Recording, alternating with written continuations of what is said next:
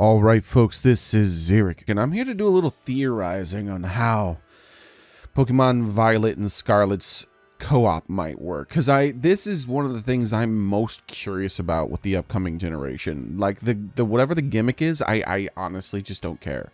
Because it's gonna be just that, the gimmick, right? But the co-op has the potential to completely change the way we play this game. And there's a few questions I have, quite a few questions, in fact. Like, I wonder if the reason why Legends Arceus did not have almost any online support is because, like, Pokemon's online team was developing Gen 9 around the same time as doing Legends. And maybe all hands are on deck for Gen 9 because there's just going to be so much stuff in there. I want to say that they don't want to alienate people who prefer only single player, but hasn't Pokemon always alienated those people? I remember when I got Gen 1 and I was like, why can't I catch them? The whole thing has got to catch them all. What I need to Electabuzz and whoever, like, I was like, oh, I gotta trade my Gengar, trade to get a Gengar. Like, I was like, what is this? People are gross. I've changed a bit over the years. I'm a lot more excited to play co-op, especially because you can play it online now, right? You don't have to find some gross, icky person in real life and then touch their Game Boy with your link cable. All right. Like, I'm wondering, like, will there be co-op only content? Will there be dungeons that can only be completed in co-op where, typical, like, Portal 2 style stuff. Player A stands here, unlocks this location, player B moves there, hits this thing, moves that thing there, player A moves to there and does this thing. I wonder, that would be so cool. But at the same time, that would most certainly alienate people who are single player only types of people. Also, will we be able to play the story together? Or will it be like a Monster Hunter World, where you don't really participate in any of the cutscenes or story events, and you have to solo that stuff as a player before other players can actually join you? All right, there we go. I had to put in a cough drop. You might hear the clicking of a cough drop a little bit, but man, I'm coughing too much. So, yeah, I really wonder how much they're going to lean into this co-op. Will we be able to finish gym battles together? Like, there'll be 2 different types of gym battles depending on whether you have 4 player. Oh, maybe 4 different types of gym battles. Imagine like a 4-player puzzle gym battle thing. Oh my god. And then it should scale though, obviously. Like, that would be the cool thing, is that it scales. That would be optimum. Is that you go into the gym and you're challenging the gym. If you're solo, it's a typical solo gym battle. If you have a friend with you, there's like a co-op puzzle. If you have 2 friends with you, there's a co-op puzzle that requires 3 players. All the way up to, of course, the 4 players, which it seems to show in the trailer. And one of the most important things, though, is how friendly co-op will be. Some games, when you have co-op, it's actually not co-op, it's competitive. And it almost feels bad sometimes. And that's when resources aren't shared, when they're limited.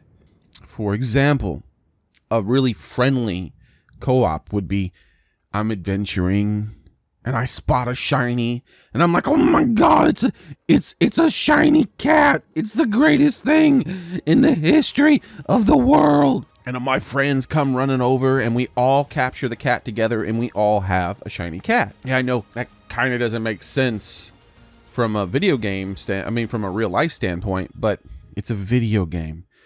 Doing the thing that feels the best is really what you want to do, right? It doesn't feel good to go, oh, only one of us can have it. You know what? This is you like this Pokemon more than me. You should take it. And then we're having this big debate about, like, who should take it. It's like, no, you take it. And they're like, but we joined your game. It's like, no, you like the Pokemon more. And then you feel bad, like if that person who ends up taking it is happy that they got one of their favorite Pokemon shiny, but they feel bad because their friends didn't get to have it as well. Like, no, just let everyone have it. And the same goes for resources. Resources should be shared. That is the optimum way. If there's a shiny in the ground and someone picks it up, that shiny in the ground is picked up for them, but the shiny is on the ground is not picked up for me. So they go, oh man, I just found an Ultra Ball, because we're early in the game, right? It's like, hey, there's an Ultra Ball over here. Come and pick that up, man. And then so he gets his Ultra Ball, I get my Ultra Ball, and we're ready to go capture something cool, right? Also, how will saving and loading work? You know, everybody saves and loads. Let's be honest here, right? You see that shiny Pokemon? At Legends Arceus, the first thing you do is save. You are not losing that shiny. How is that going to work with co-op? And one of the most important things, just thought about, I didn't cover yet. How hard is it going to be to connect to your friends?